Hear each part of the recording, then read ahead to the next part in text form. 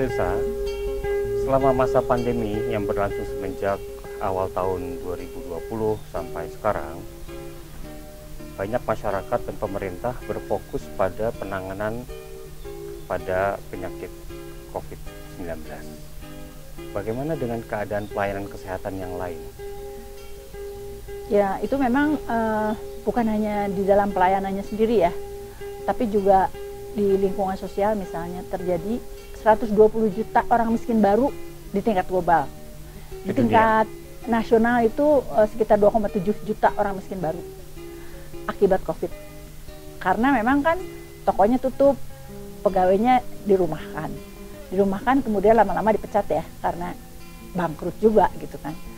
Sehingga memang semuanya serba menurun sedemikian rupa sehingga saat ini kematian balita itu di kelompok masyarakat paling miskin itu 2 kali lipat dibandingkan dengan kelompok paling kaya gitu.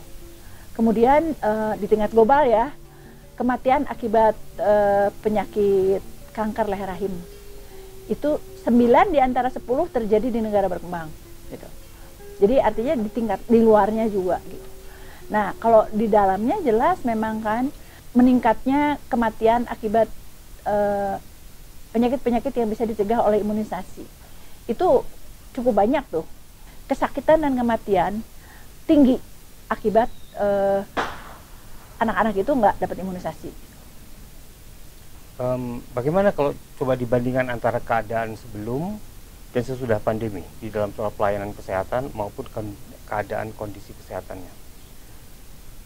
Terjadi penurunan pelayanan, terjadi penurunan akses pada obat-obatan, termasuk ini ya, obat-obat kontrasepsi, sehingga kehamilan dan persalinan yang tidak diinginkan. Ya. Kemudian bukan hanya penyakit-penyakit menular, tapi juga penyakit misalnya penyakit menahun ya. Testing untuk HIV misalnya menurun 45% gitu. Kemudian juga antenatal care, pemeriksaan hamil itu menurun. Nah, untuk tumbuh kembang anak itu yang lebih mengkhawatirkan untuk saya adalah meningkatnya anak-anak stunting. Nah, stunting ini kan sebetulnya gagal tumbuh. Gagal tumbuh yang bisa dicegah dengan memperhatikan perkembangan kesehatan dalam 1000 hari pertama. 1000 hari pertama. Jadi sejak anak itu dihamilkan sampai dia berulang tahun kedua. Nah, di Indonesia termasuk termasuk yang jelek ya. Jadi 30% di antara balita kita, di antara anak-anak kita lah, di antara masyarakat kita itu 30%-nya stunting. Artinya gagal tumbuh. Gagal tumbuh itu bukan soal tinggi saja. Karena dalam 1000 hari pertama itu terjadi perkembangan otak maksimal gitu. Sehingga kalau udah di atas 2 tahun itu penanganannya itu akan, walaupun tetap harus ditangani ya, terbatas gitu. Sehingga kalau stunting, nah kita kan kemarin kita kan mengatakan bonus demografi. Ya, bonus demografi itu didengungkan tumbuh gitu, karena negara banyak. Usia muda itu akan punya bonus produktif secara ekonomi sosial ya. Tapi kan kalau anak-anaknya stunting, jadi bukan bonus dong ya. Jadi mungkin itu juga salah satu kerisauan saya tentang dampak COVID yang begitu berat di bidang akses pelayanan kesehatan, pencegahan maupun pengobatan, juga dalam penurunan sosial ekonomi akibat COVID ini. Ada informasi mengenai semakin kecilnya sedikitnya pelayan kesehatan yang itu juga punya efek pada tidak terpakainya uang BPJS. Bisa dijelaskan datanya itu? Iya, jadi kan ada 2,7 juta orang miskin baru tuh ya.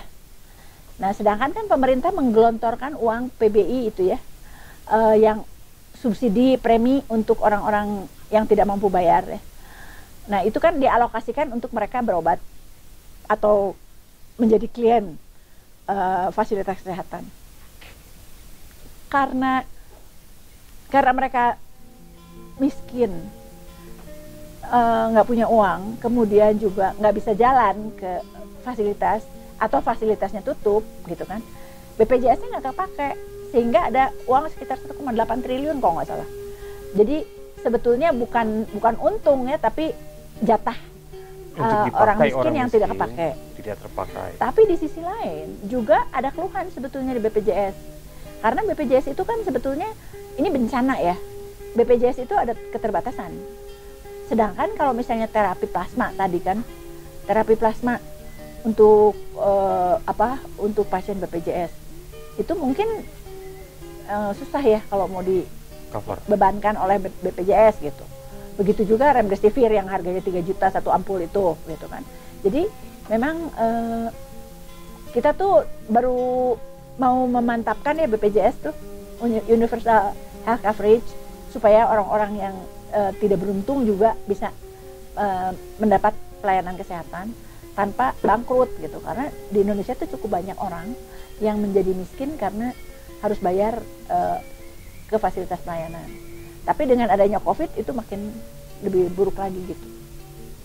Jadi bisa disimpulkan bahwa sepanjang masa pandemi ini buat orang miskin efeknya lebih detrimental, lebih merusak pada kondisi sosial ekonomi mereka, ya. Dan itu artinya juga kemampuan akses mereka kepada fasilitas kesehatan itu memperburuk kondisi mereka.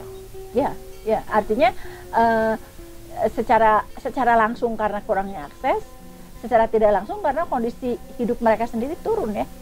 Jadi orang, apalagi anak-anak ya, anak-anak ibu hamil yang kurang makan atau makanannya kurang bergizi, jelas hasilnya tidak akan sebaik yang seharusnya gitu. Jadi modalnya udah kurang gitu.